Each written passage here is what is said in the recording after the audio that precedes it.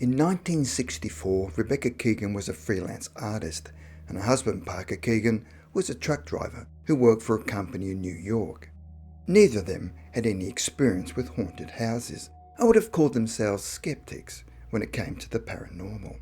The Keegans had one child and a second was on the way, so the Keegans were looking for a larger house to rent.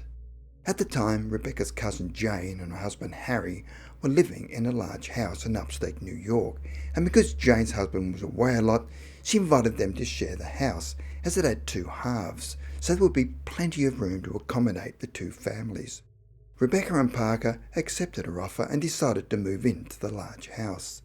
It was an old house, built in pre-Civil War days, and was attractive, at least from the outside. The ground floor had a large front room with two windows that faced the road and two other windows that faced the backyard. Next to the room was an old-fashioned dining room, and off of that room was a narrow kitchen and laundry. But the crowning glory was a large staircase and banister. The two apartments were separated by the staircase. Below the staircase was a cellar stairs that led to the basement. There were 3 cellars, with one under the old servant quarters, one underneath the front room, and one below the dining room. As Rebecca walked into the cellar below the dining room, she immediately had a sense of panic, but quickly brushed the fear away. They inspected the rest of the house, where the upstairs had 2 large bedrooms and 2 smaller ones, and there was also an attic which nobody had ever been in. When they met the owner, George Jones, he asked them a few questions, but one unusual question was whether they were religious people, which Rebecca thought strange. The Keegans officially moved into the house on a cold and snowy December in 1964, and after moving in all of their belongings, fell into bed that night totally exhausted. Rebecca was immediately awoken by strange noises, crackling sounds and noisy pipes that seemed to be coming from a cousin's side of the house, and put it down to the fact that it was an old house. However, the noises returned night after night. Now Rebecca was starting to feel concerned about her cousin having to put up with the constant noise, which would have kept her awake. When both their husbands were working nights, the women watched TV along with the constant banging of the pipes, and Rebecca could see that her cousin was becoming extremely jumpy with the constant noise and was becoming sullen. However, the noise went to a whole new level as Rebecca was lying in bed, and she could hear the sound of heavy footsteps coming up the stairs, and she could tell that they were the steps of a heavy man. She knew it was not her husband because as he walked in the front door, she always heard a clicking sound of the door, and besides, he would not have made such a heavy sound coming up the stairs. Alarmed, she got out of bed and called out to her cousin, and then went to the top of the stairs, and was joined by a cousin coming from the other direction. From the top of the stairs, both women looked down and could see that the stairs were bending under the weight of each step. Someone or something was coming up the stairs, but they could not physically see them. Both women did not wait for the sound to reach the top of the stairs, and both ran screaming into their respective rooms. The following day, Jane left the house, leaving Rebecca by herself. In addition to the heavy footsteps, Rebecca was now hearing the sound of someone crying in the empty side of the house, and the fact that she was close to giving birth made her even more apprehensive. That night, the moment she got into bed, she heard the sound of the cupboard door banging, coming from the dining room. It sounded as if someone was opening and closing the cupboard door in rapid succession. Now that she was by herself, she was much too frightened to run down and investigate. Fortunately for Rebecca, her husband came home early that night and found her almost hysterical. Parker then went downstairs to investigate, but found nothing unusual, and got into bed thinking his wife had just had a bad dream. As soon as his head hit the pillow, he heard the sound of the cupboard door opening and closing downstairs, and he immediately jumped out of bed and ran downstairs, and as he got closer, the noise got louder. As he reached the dining room door, the noise was now extremely loud, and as he opened the door, he felt an immediate chill in the room. But then the noise abruptly ceased. Now confused, he looked around but could see nothing, and returned to bed. Both he and Rebecca just looked at each other in silence, and no sooner had his head hit the pillow the noise started up again.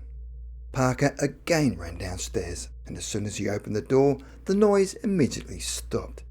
He then went back upstairs, totally confused, but was determined to sleep as he was exhausted. A few days later, Rebecca gave birth, and on returning to the house, found a new couple by the name of Winter had moved into the apartment.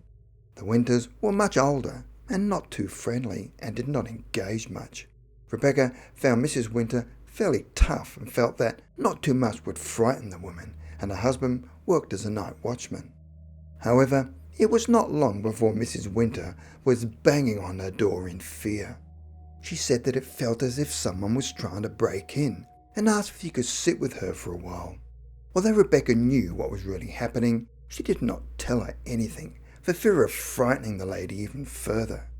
The Keegans decided to buy a German Shepherd, both for the children and as a watchdog.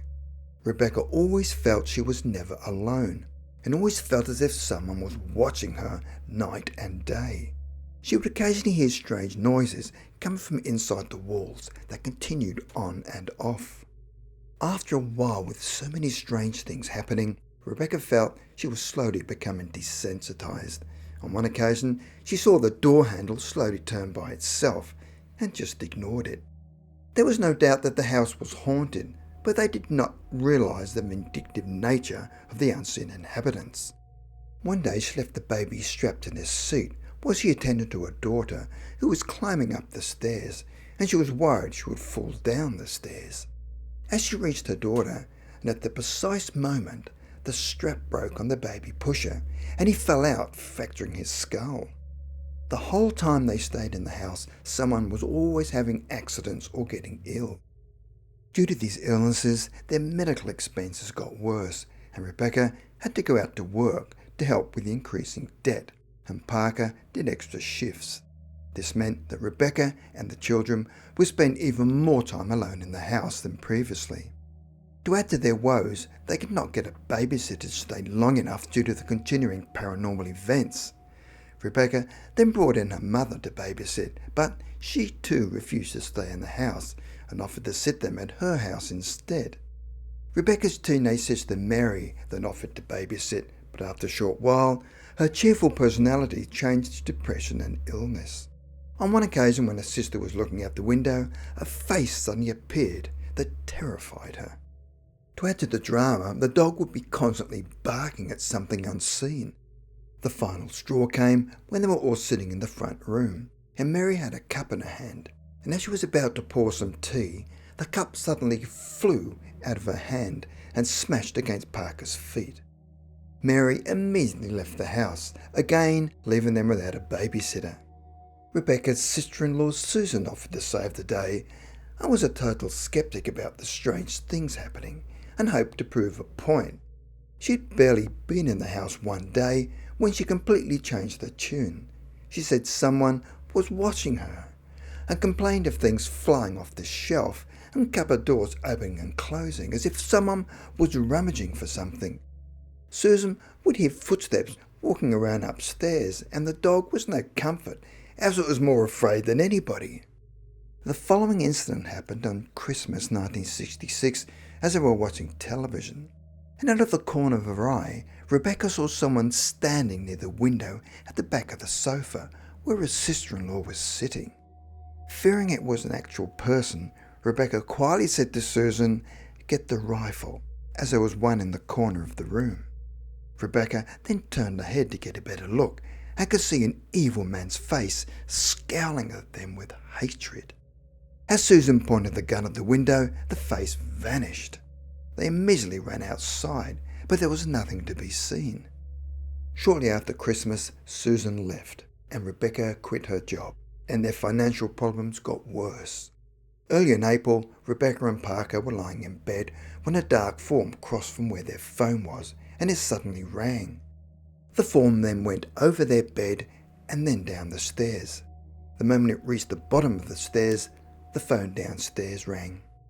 After 2 years, the Keegans had had enough and moved out as the constant paranormal activity had left them spiritless and defeated.